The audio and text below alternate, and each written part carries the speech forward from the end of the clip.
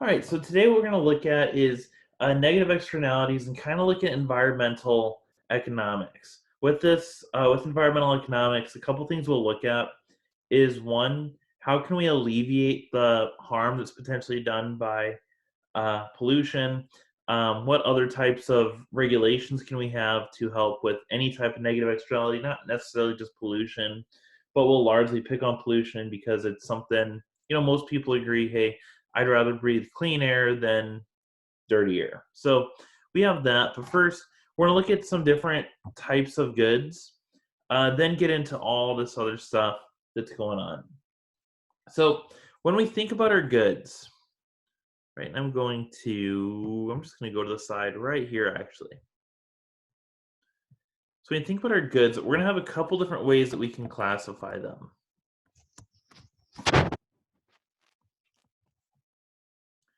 So the first is going to be what's going to be called rivalrous in consumption.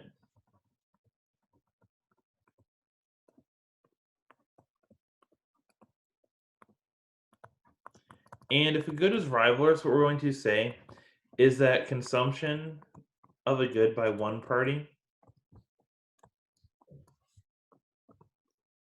or by one consumer is going to either prevent or hinder the consumption by others.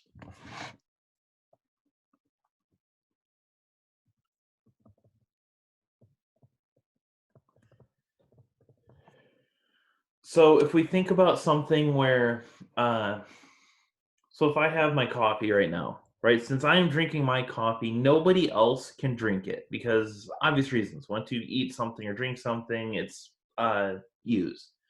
But another thing that we can see with this is if we think about like tickets to a sold out game. So if we think about the Iowa State game, right? Normally either football or basketball, normally they're sold out, fairly full.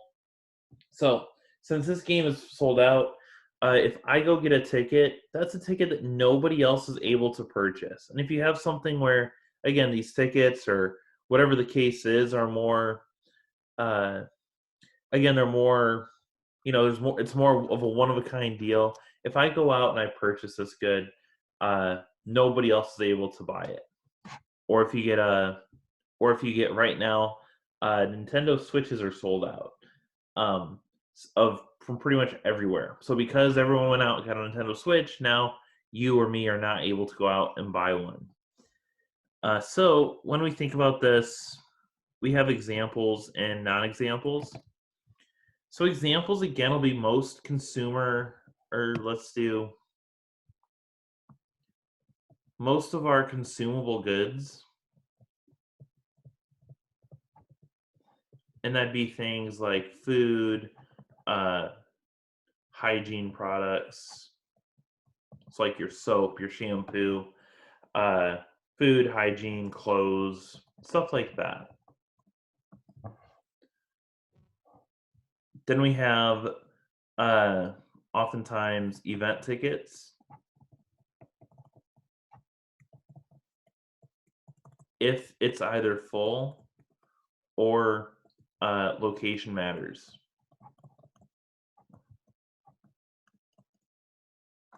Right. So if we think about the Iowa Wild, right? Then they're a hockey team right down in Des Moines. So with them, if you are to, and if we think about the front row tickets, right? So the tickets right on the glass. So even though Wells Fargo Arena may not be sold out, there's still only so many glass seats available. And if I get one, that means that nobody else can get it.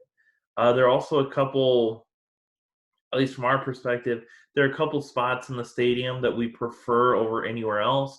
And again, since we have those preferred spots, even though the stadium itself isn't sold out, um, there's a certain spot you want to be in, and if somebody else gets it, then you can't have it as well. So consumable goods, event tickets, things like that can be examples of something that is rivalrous. But also we have non-examples.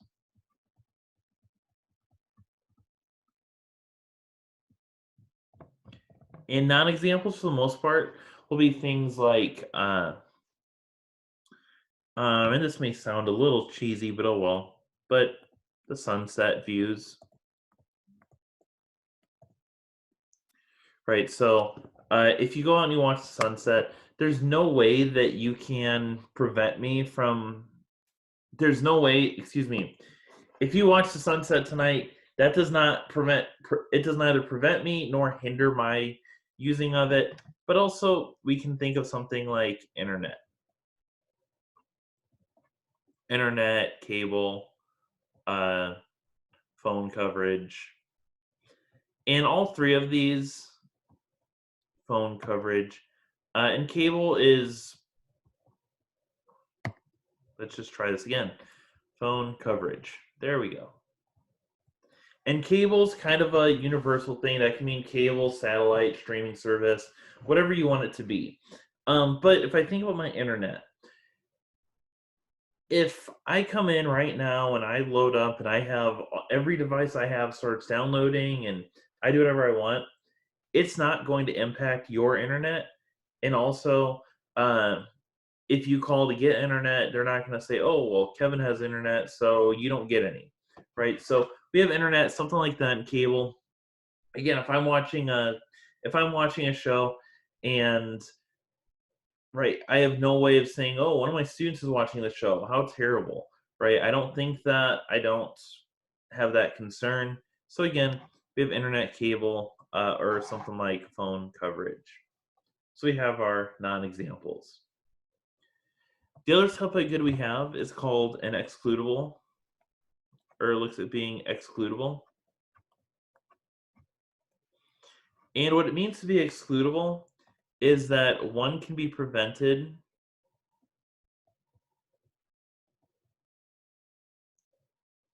from accessing a good.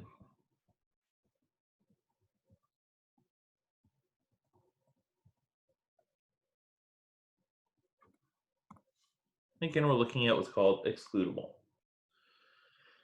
So for this, there is a physical way for me, or a firm, or some party to prevent you from accessing the good that they have, or from accessing something. So again, we have examples and non-examples. So examples of being excludable uh, would be things like movie tickets, um, restaurant meals,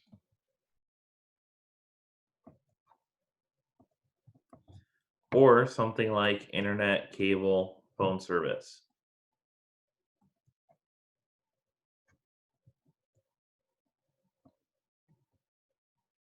Right? So, with movie tickets, if I go to a theater and I don't have a ticket, I can't go watch a movie. If I go to a restaurant, if I don't pay them, they're not going to provide food. Uh, and I mean now obviously it's easy, but I don't really have a chance to dine and dash today. But even if you do dine and dash, you may get your name on their wall and say, "Hey, don't let this person come back," whatever the case is. Then with something like internet, TV, or phone, if you don't pay your internet bill, your internet's going to get shut off. If you don't pay your phone bill, your phone gets shut off, and whatever the case is, it is. So we have our examples, and then we have our non-examples. Uh, and for this, we'll have uh, what we say. We'll say we have something like oxygen, that is the air we breathe,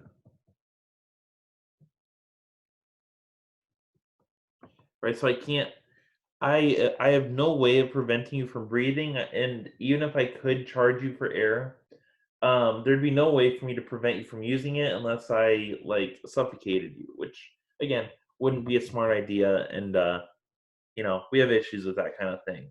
So things like air, you can't really do much about it. But also we have I'm gonna say things uh, like a I'm gonna say things like the sunset, public beaches,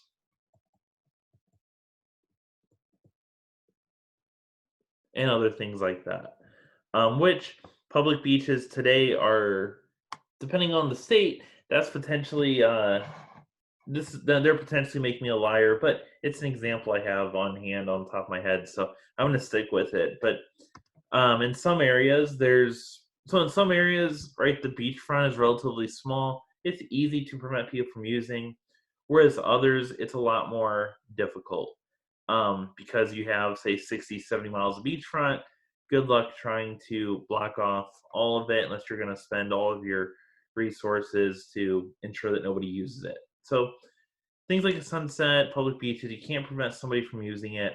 But the other part of public beaches is legally. Um, and legally, if you own property on the beachfront, your property only goes, or your property can only go as far as high tide. So anything below the highest point of high tide is, and that's when the water is the highest, is public land. So you have sunset, public beaches. Um, then you have, and I'm going to say something like a public Wi-Fi network.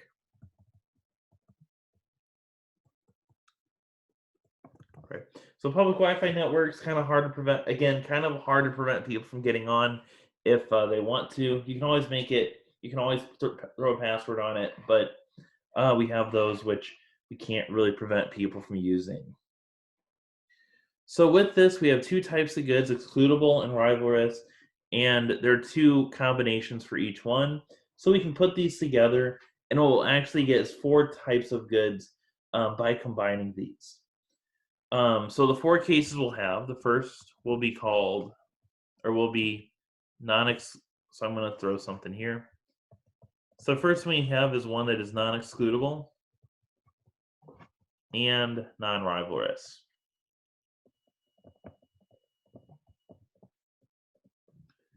And we are going to call this good a public good. So in this case, I cannot prevent you from accessing this good, but also your use of this good does not, it does not prevent, it doesn't hinder or prevent me from using the good as well. So our examples of this would be our, we might say like an uncrowded park. We might say a sunset, or we might again say something like our public beaches. And again, assuming they are not to capacity. So if we have large crowds, the number of people using a good can affect what type of good it is. But within, but for the most part, and I'm going to get to a point in a second. For the most part, we're going to keep things, whatever your initial thought would be, is going to be what the good is. So if you have to think too much about it, um, you're probably adding too much information to what's going on. The next type of good is one that is excludable and rivalrous. And for this, we're going to call it a private good. And these examples would be things like your food, clothes, uh, crowded events. Right. So if we go to something, so if we're talking like the Super Bowl, the World Series, whatever the case may be, where its capacity is full, if I buy a ticket there, nobody else can buy it because that ticket's rivalrous. But also, if you don't have a ticket, they prevent you from going in. So in this case, we have our private goods. The next one we have is non-excludable and but rivalrous.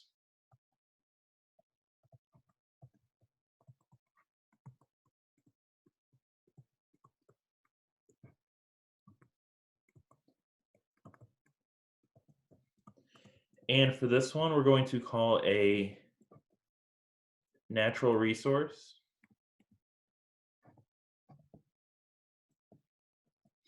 So natural resource, and again, just because we call it a natural resource doesn't necessarily mean it is your traditional definition of a natural resource. It's just they generally tend to fit the description, so we're going to call it a natural resource. So our examples for these would be something like trees in a forest, fish in a sea,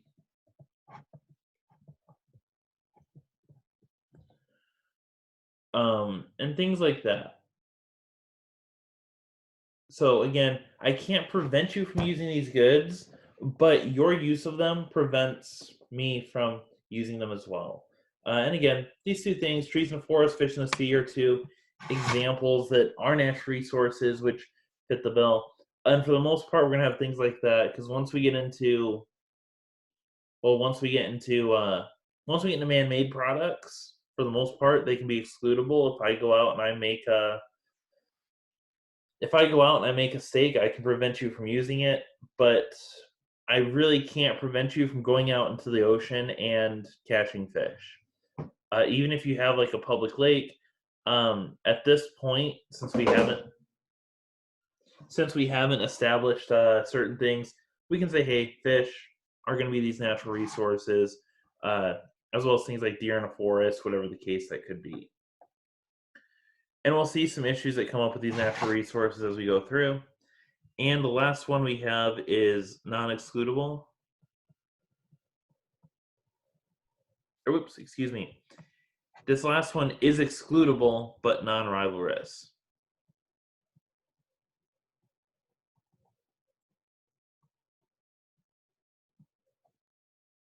And we're going to think of this as a club good. So this will be something where, again, I can prevent you from using the good, but my use of the good does not impact your use of the good. So our examples for these will be things like a private park.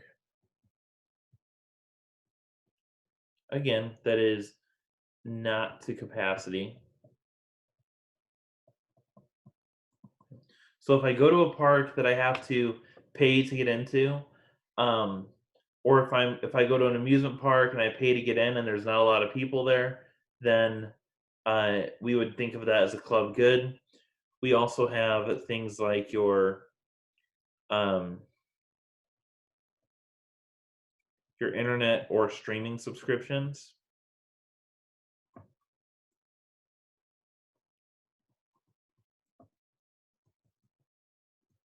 Right. So we have these two. So something like internet. Again, my use of internet does not prohibit you from using the internet. I highly doubt that anybody has anybody has any idea uh if I'm even using the internet or not, or you have no idea what shows I decided to watch this weekend or anything like that. So my use of the internet doesn't prevent your use. If I go and watch Netflix or Hulu, right? It doesn't prevent you from using it. However, if you don't pay your bill, if I don't pay my bill, in this case, that that service would be discontinued. So if we don't pay the Netflix bill or the YouTube TV bill or whatever bill it is we have, if we don't pay that, then that service will be discontinued and we'll no longer be able to use it because we didn't pay the bill, even though it doesn't prevent anybody else from using it. So we have our club goods, and these are our four our four types of goods. And we'll see these throughout the next couple weeks. So between this week and next week, we'll see these come up a couple times. And yeah, we'll see how they work and a couple issues that can come up as we go through them. So as we get into the regular part of the chapter, what we're looking at is we're phrasing this as economics of pollution. Um, but I'm going to think of it, I want to start out with just the general externalities. So what we're going to call, and you can see either of these phrases come up, but there could be, and there are plenty of cases where I have a market transaction that impacts other people, right? So people who had nothing to do with my exchange can be impacted by a transaction. And we can call this transaction either an or this this, excuse me, this effect or this spillover, as we may call it, will be called either an externality or a spillover. I will normally speak the phrase externality, but you may see it come up as a spillover sometimes, depending on the situation of the question. So they have these two things, externality, spillover. They mean the exact same thing, but they are what they are. So if you have an impact, excuse me. So if my behavior impacts you, it can do either one of two things. It can either harm you or benefit you. And what we have with these is two situations. We have what's called a negative and a positive externality. Where a negative is something where I go out and I do this market transaction, but then you or somebody else is harmed by that transaction. So when we think about our negative externalities, a couple examples that we'll see come up is pollution. You could potentially have not necessarily from pollution, but maybe I'm doing something that has health effects.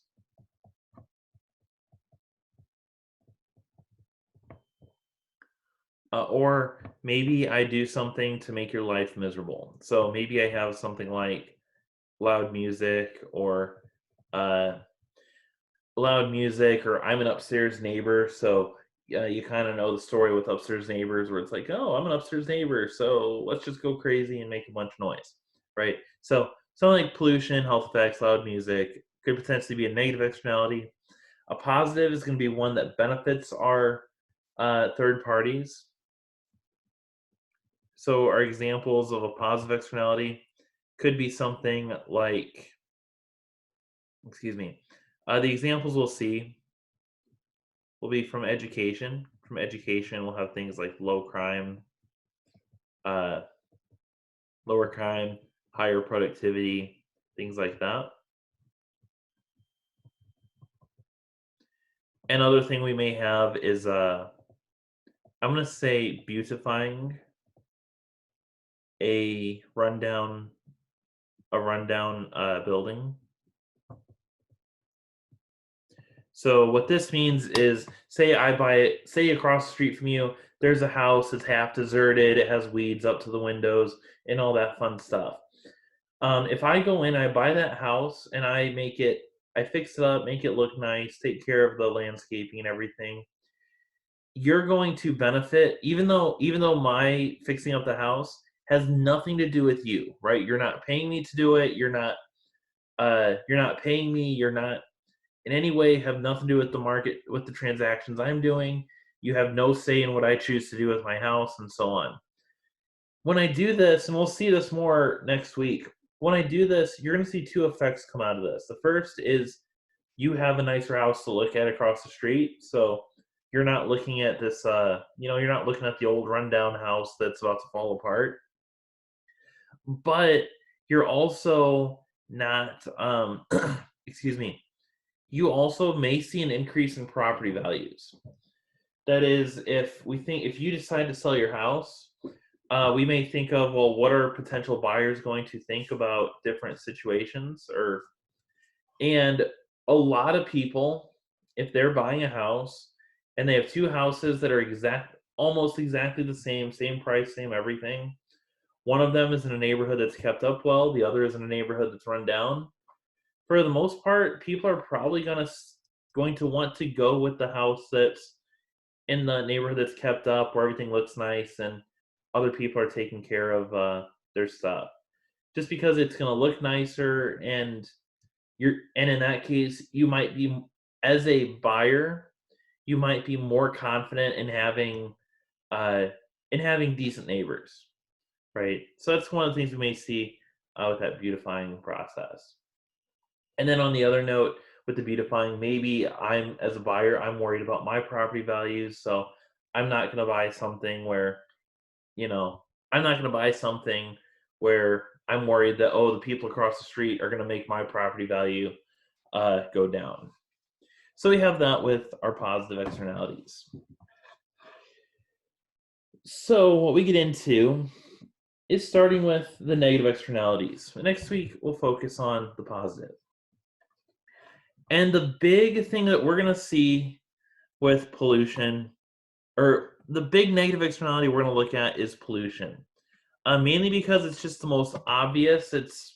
Nobody, no matter what you think about, no matter what you think is the optimal level of pollution, what type of regulation we have, nobody really likes it, right? I don't think anybody likes the smell of burning. Excuse me.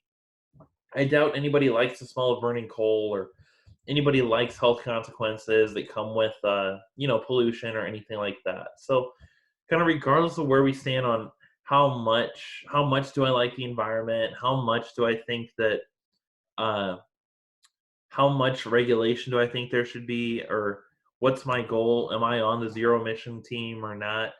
Regardless of whether, regardless of that, again, I would rather have clean air than dirty air. So we're going to see that pollution is a negative externality.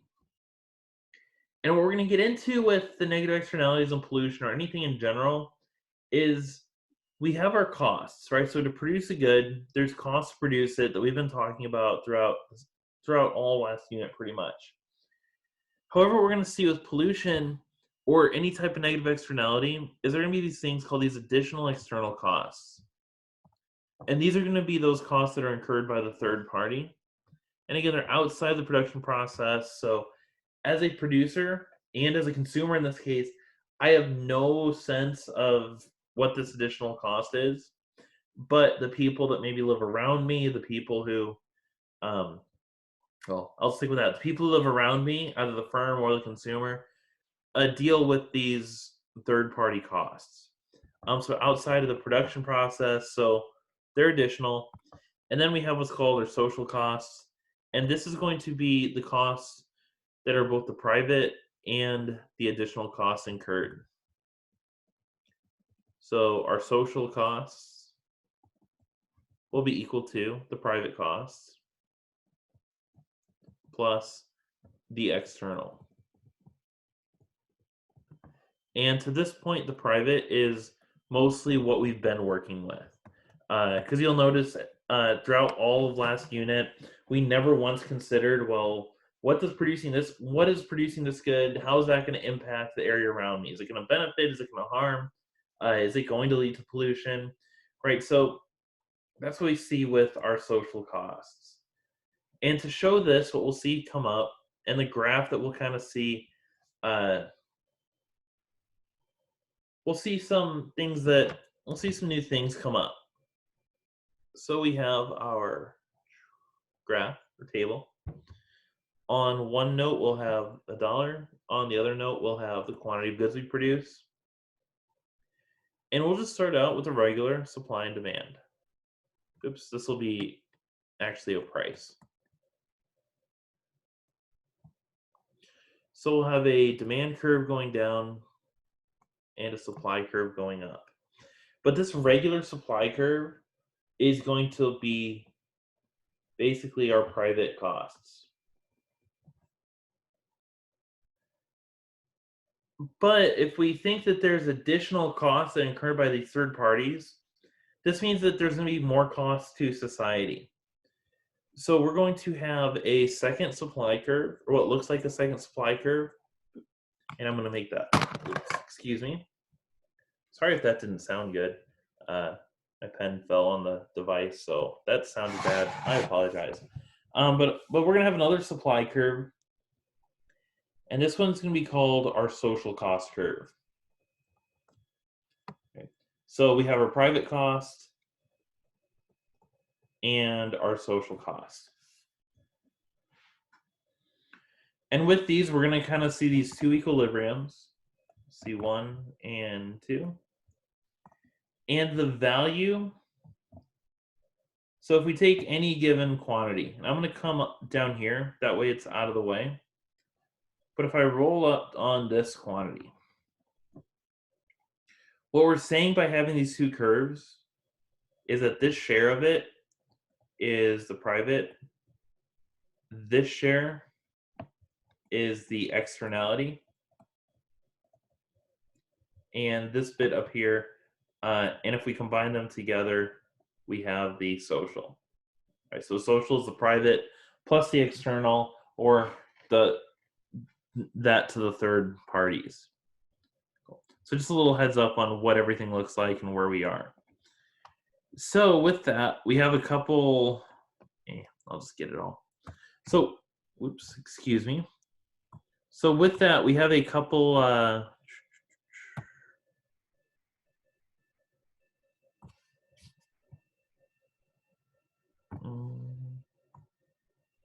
there we go.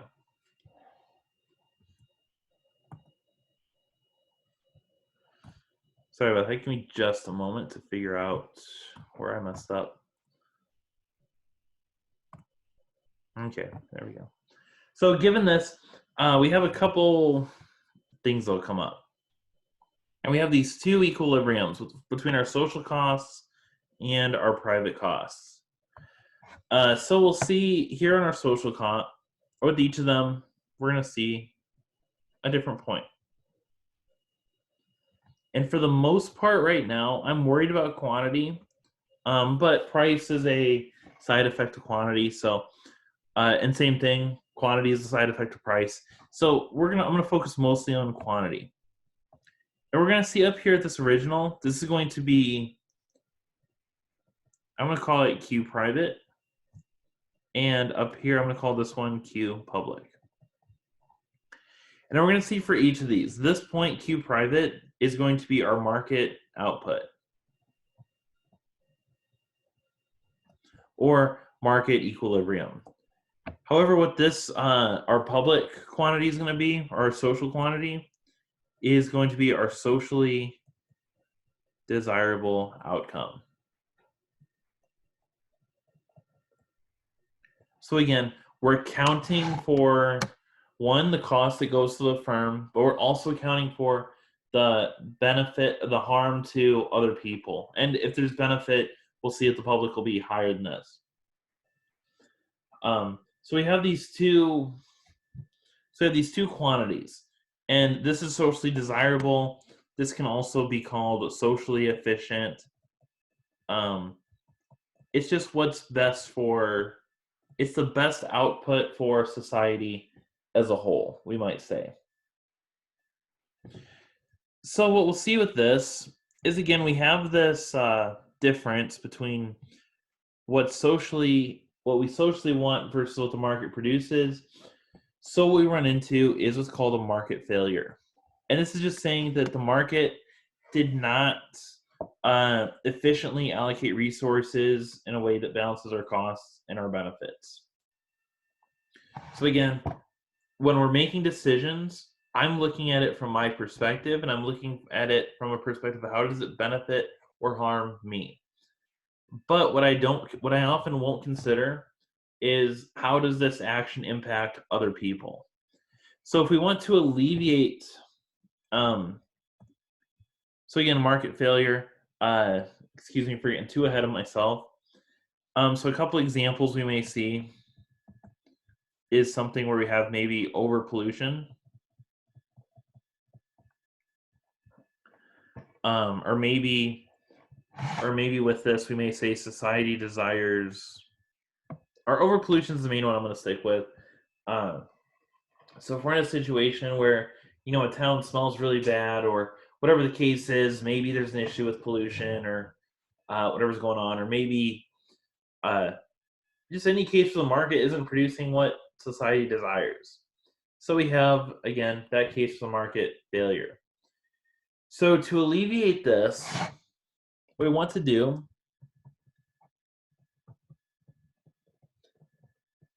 is we want to incentivize firms, or excuse me, we want to do what's called internalize the cost.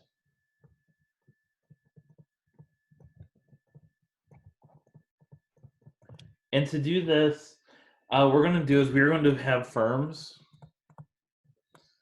are going to have to, in some way, pay for the social costs.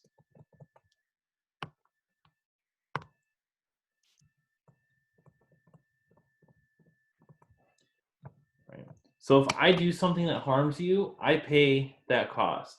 So if we think about why don't I so suppose I say, you know, it'd be fun. It'd be fun to go out and, drive my car around and do donuts in people's yards, right? So take my car, and basically ruin people's yards or whatever they have going on.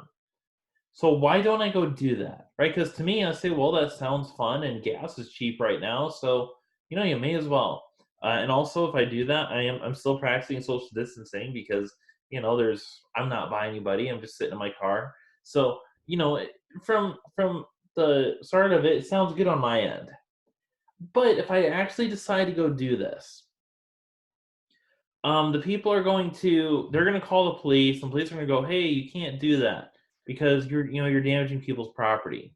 And at this point, when I have actually damaged people's property, assuming I don't go to jail for reckless driving, um, I now have to compensate people for the harm that I've done to their yard. So if they have to go out and get it re-landscaped or get work done to it, I now have to compensate or pay for that, pay for their landscaping to get their yard redone or whatever the case may be.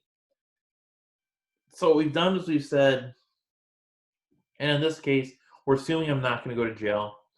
We said, all right, you can go out and do what you're going to do, but after you do it, if you do any harm to anybody, you have to compensate them for the harm that you did. So I went out, I ruined people's yards. Now I have to pay for their yards to get fixed. If you get in an accident and you're responsible for it, a car accident and you're responsible, you're liable for the damage to the other people's car, the potentially the health damage, the medical bills, and so on. So again, we do what's called internalizing the cost. We make it where firms either have to pay this external cost or somehow, some way, uh, firms are going to feel the external cost. So that's what we're doing. And the ultimate goal of internalizing the cost is to move the social cost or move the private cost curve closer to the social cost. And hopefully and we'll see some issues with this until, that's kind of hard to do. We'll do this until our market quantity is equal to our social quantity. So if I scroll back up to my graph, and I'm going to shorthand these a little bit, but again, QM will be our market output, QS will be our socially desirable output, and we want to move this market output closer to the socially desirable output. So that's our end goal. And to do this, we're going to have a couple different methods that we can use to do this. And what I'm going to do right now is I'm going to kind of briefly just introduce the methods. Then on Thursday, we'll dive more into them. But we're going to see come up on Thursday, or excuse me, we're going to see come up on Wednesday, is that I can either do what's called this command and control regulation, which is going to be one where, and again, we'll get more into all this on Thursday. But command and control, basically what we're going to do is I'm going to come in and say, you have to produce a certain quantity, right? Or I may say you have to take this measure to reach this goal or to reach the socially desirable output.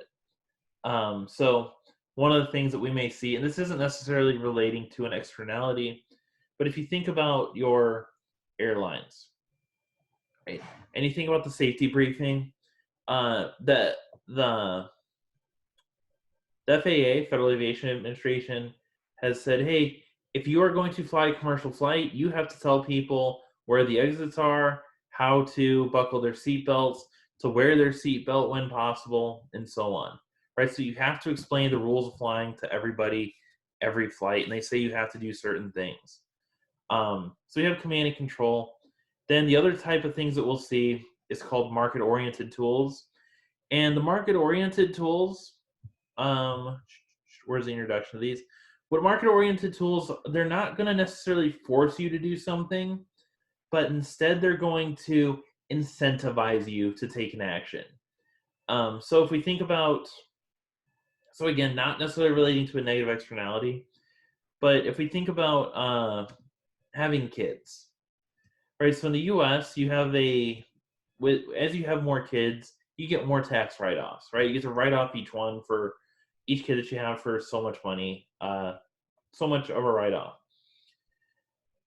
The government does not, and the benefit of having kids is that it continues society, right? If you don't have kids, society will not continue. If you do, it helps continue society and it creates the next generation. But when we think about in the United States, the government does not tell you that you have to have kids. It also doesn't tell you you can only have so many kids, right? If you want to go out and have 20 kids, you're free to do so. However, what the government will do is they will create, if you are in, so say we're talking a quote unquote normal amount of kids. Um, I'm sure someone's had 20 before, but suppose we're talking about a normal, quote unquote normal amount of kids for now. Uh, as if we start to have kids, each one of them is a tax write-off. So the government does not come in and say, at least in the United States, that you have to have kids or you can only have so many kids. But instead, what they'll do is they'll let you write off your dependence on your income taxes. So again, I'm not forced to have kids. There's no one saying you have to do this, but I have an incentive to because it helps me with I get that tax write off. So it makes the process easier. Same thing with something like education. Nobody's forced to go to school, but there are subsidized loans, there's Pell grants, things like that, and there's tax write-offs where if you paid for education, you get a certain tax write-off. Right, so you have things like that where again, you're not forced to do something, but they make it easier, or they may make it harder for you to take that action. So that's what I have for today. I'm gonna get the recording stopped, and then yeah, we'll go.